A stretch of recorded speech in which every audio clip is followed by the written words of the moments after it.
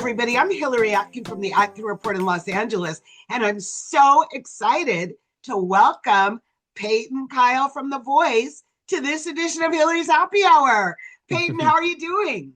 I'm wonderful, Miss Hillary. How are you?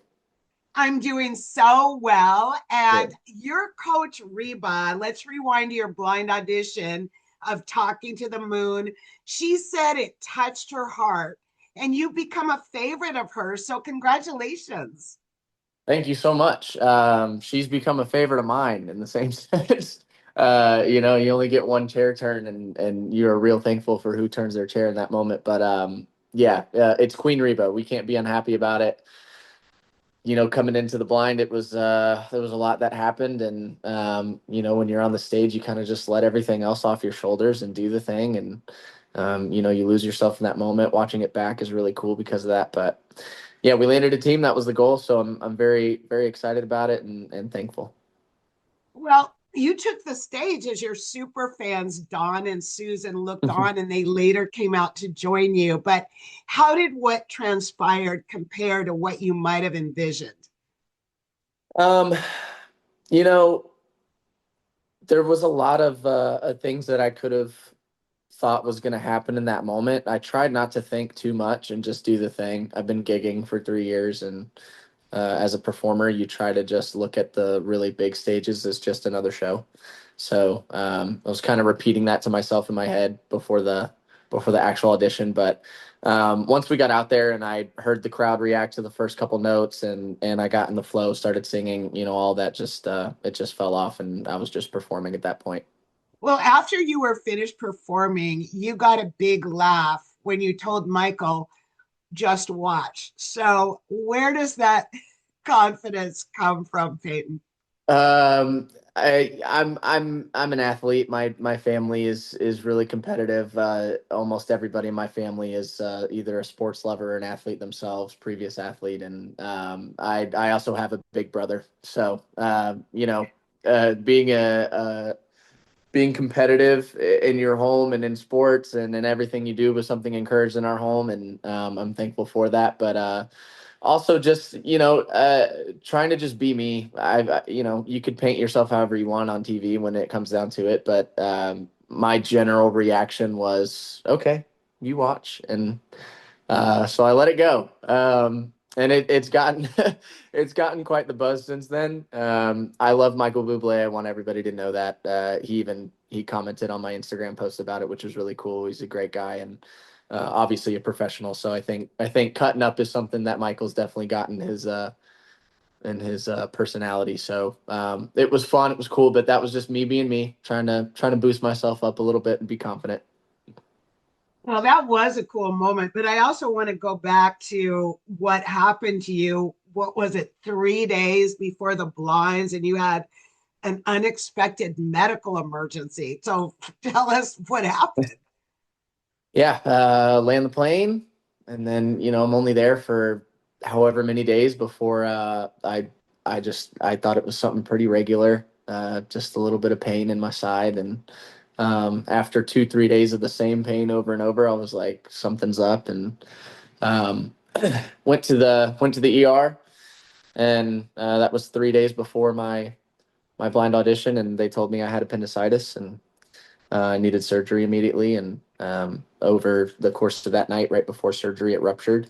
So it was a lot of pain and a lot of struggling for those days, wondering if I was even going to be allowed to or feel physically like I could go out there and do the blind audition. But eventually, the production team was absolutely amazing through that process. They treat you very very humanely, and they were extremely kind and considerate, made me as comfortable as I could be during that process. And so I told them, if I'm not dead, I'm getting out there. And we went out there and got a chair turn, and, we're still on the show. So obviously something went right.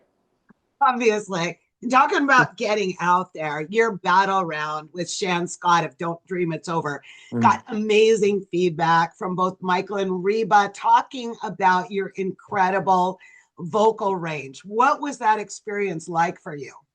It was really great getting some compliments from Michael after that whole thing. No, It's amazing. Shan, I've said this to absolutely everybody. I think that battle could have gone both ways. I think you could have picked Shan Scott. I think you could have picked Peyton Kyle. And I think the people would have responded positively to either of those choices. She is an incredible human being. She's an incredible artist. And the plan before that was just to go out there and elevate each other through a good performance. So, we wanted to be there for each other, lean on each other on the stage, and just have fun. So to see the feedback from Michael and Reba be so positive and mention those things, and Reba saying that she had a lot of fun watching us and she hopes we had fun, like those things are true. We did, and so it was incredible to even be in the battles in the first place is one thing, but to get past them and be moving on and knockouts are next, like that's you really start to see where you're at in this competition and how much it matters. It's a pretty cool spot to be in. Yeah, and you have help from incredible mentors like Nick Jonas and Joe Walsh. Mm. So tell me more about working with them. I was just on FaceTime with my big brother yesterday, and we just kind of had a moment that was cool where he was like, "Dude, like we used to watch Camp Rock, and like we used to. I mean, the Jonas Brothers had a TV show that was their own back in the day, and he was like, I can't believe we went from watching that, and now you're like hanging out in the same room as Nick Jonas, and it's crazy. They offered wonderful mentorship. As a contestant, you never really know what you're getting. You don't know if it's going to be put on for the cameras or if they're going to be genuine. And I truly feel like Nick was 100% genuine. Every bit of advice. I think he really wanted what was best for us in the performance. So that part is really cool. And then, just in general, meeting somebody that's done so much in the same industry I'm trying to get into is, that's huge for me. So, yeah, really thankful. That was amazing. And then next up in this next round, we'll get to meet Joe Walsh, and that's another legend right there. So that's going to be pretty cool too. Yeah, that's going to be on another level. And of course, what Nick also brings all of his experiences as a coach on The Voice, an incredible coach. Yeah, 100%. Well, I am looking forward to your next performance on Team Reba. Peyton, I want to thank you so much for taking time out to be with me Absolutely. on Thank you, Hillary. Happy Hour. And I want to close it out by lifting a toast to you. We got and your continued success on The Voice. What you got there? I got this is Mochaccino.